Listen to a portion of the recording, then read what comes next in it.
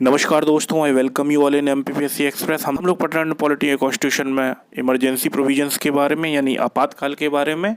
और अभी तक हम लोग पढ़ चुके हैं नेशनल इमरजेंसी और प्रेसिडेंट रूल के बारे में, यानी जो कि स्टेट इमरजेंसी है। यानी हम लोगों ने अभी तक आर्टिकल 352 एंड 356 के बारे में पढ़ा। और आज हम पढ़ेंगे फाइनेंशियल इमरजेंसी के बारे में, जो कि है आर्टिकल 360। तो चलिए समझते हैं आर्टिकल 360 क्या कहता है।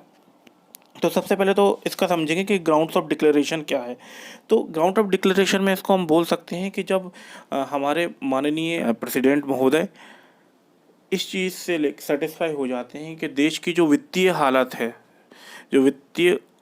है वो काफ़ी नाजुक है, और जो हमारी क्रेडिट ऑफ इंडिया है वो अंडर थ्रेट है, तो प्रेसिडेंट जो फाइनेंशियल इमरजेंसी है उसको इम्पोज कर सकता है। ठीक है, ये तो हो गया कि जब वित्तीय हालत हमारे इंडिया की ख़राब है तब प्रेसिडेंट जो है फाइनेंशियल इमरजेंसी यानी आर्टिकल 360 इम्पोज कर सकता है पूरे देश में। ठीक है, अब समझते हैं parliamentary approval and duration. Financial emergency president के द्वारा इम्पोज की जाती है, तो इम्पोजिशन से 2 महीने के अंदर जो हमारी पार्लियामेंट है यानी राज्यसभा और लोकसभा दोनों से सिंपल मेजोरिटी से जो फाइनेंशियल इमरजेंसी है उसको अप्रूव कराना होता है। ठीक है, यानी विद इन 2 मंथ्स और सिंपल मेजोरिटी, ये चीज़ें याद रखना है। अब आपको समझना है कि इसका रिवोकेशन कैसे होता है, तो और इसकी ड्यूरेशन क्या होती है। तो देखिए क्या होता है, ड्यूरेशन तो जिस दिन से इम्पोज हुआ है उस दिन से ये चलती रहेगी। यानी अगर मान लो एक से यहाँ इस दिन इम्पोज हुई है, ठीक है, और विद इन 2 मंथ्स हमको अप्रूवल लेना है राज्यसभा, लोकसभा और राज्यसभा से। लेकिन इसके इसका जो लाइफ है वो चलती रहेगी तब तक चलती रहेगी जब तक प्रेसिडेंट इसको ऑफ रिवोकेशन नहीं लाते हैं, तब तक ये फाइनेंशियल इमरजेंसी चलती रहेगी। इसमें इस चीज़ का याद रखना है, इसमें किसी तरीके से जो संसद है उसकी कोई भूमिका नहीं रहती है। ठीक है, अब आपको समझना है कि इसमें इफ़ेक्ट क्या क्या होता है फाइनेंशियल इमरजेंसी में।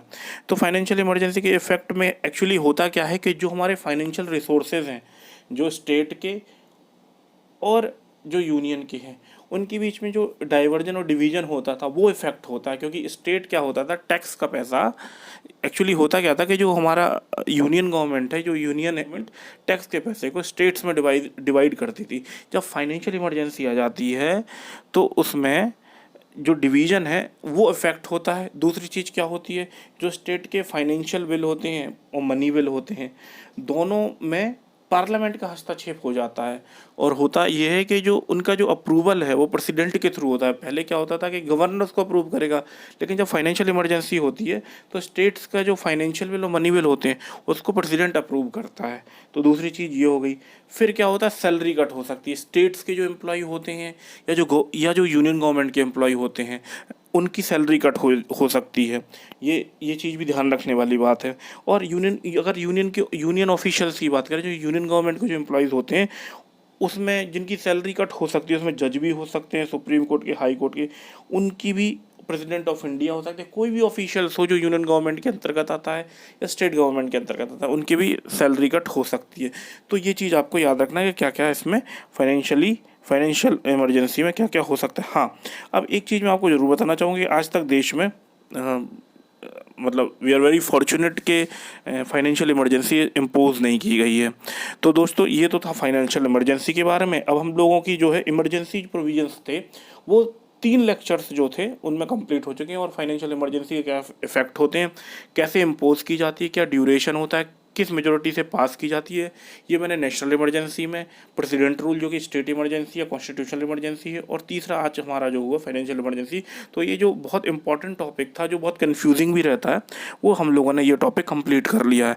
तो आप इस चीज़ को जो है रिवाइज़ कीजिएगा। और अगला लेक्चर जो है मैं लेके आने वाला हूँ प्रेसिडेंट ऑफ इंडिया के बारे में।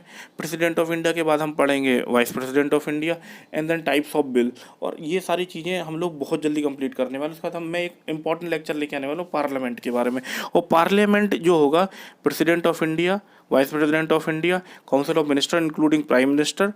उसके बाद हम एक लेक्चर लेंगे पार्लियामेंट ऑफ इंडिया के बारे में। वो जो है आपकी पार्लियामेंट का मेजर चंक कंप्लीट कर देगी। तो ये चीज़ आप ध्यान रखिए, जितने जितने भी लेक्चर हुए आप उनको ज़रूर पढ़िए, ज़रूर रिवाइज़ कीजिए और नोट्स बनाइए और रिवीजन आप बार बार करते रहिए, क्योंकि एग्ज़ाम सब बिल्कुल हमारे सर पे है। ठीक है, तो दोस्तों अगर आपको ये लेक्चर पसंद आया है तो आप इस वीडियो को लाइक कीजिए, चैनल को सब्सक्राइब कीजिए, और जब आप चैनल को सब्सक्राइब करें तो बेल आइकन को ज़रूर प्रेस कर दें, ताकि जो भी मैं नए वीडियोस डालूँ आपको उसकी अपडेट्स मिल सके। तो इसी तरह दोस्तों पढ़ते रहिए, मिलते हैं किसी बढ़िया सी वीडियो में। Thank you.